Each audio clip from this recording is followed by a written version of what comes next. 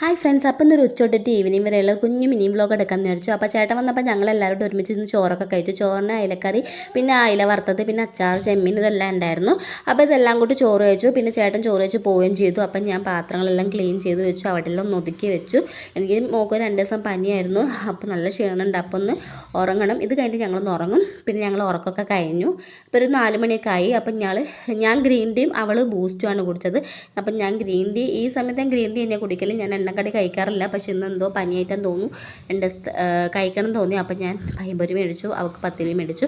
പിന്നെ ചേട്ടൻ വന്നപ്പോൾ കുറേ പൈനാപ്പിൾ കൊണ്ടുവന്നു. അപ്പം ഞാൻ വിചാരിച്ചു നാളെ ബിരിയാണി ഉണ്ടാക്കുമ്പോൾ അതിലിടാമെന്ന് വിചാരിച്ചു. നല്ലതായിരുന്നു, പക്ഷെ ഒരെണ്ണം ചീഞ്ഞതായിരുന്നു. അത് കഴിഞ്ഞ് 5 മണിയൊക്കെ ആയി, 5:30 ആയപ്പോൾ ഞങ്ങൾ ഒരു കുഞ്ഞ് കൃഷിത്തോട്ടം ഉണ്ട് ഞങ്ങൾക്ക്. തക്കാളി, പച്ചമുളക്, ചീര, പയർ ഒക്കെ ഉണ്ട്. അപ്പോൾ എല്ലാ ചീരയൊക്കെ ആയി വരുന്നേ ഉള്ളൂ. പക്ഷേ ചീരമേലൊക്കെ പെട്ടെന്ന് പുഴു വരുന്നു.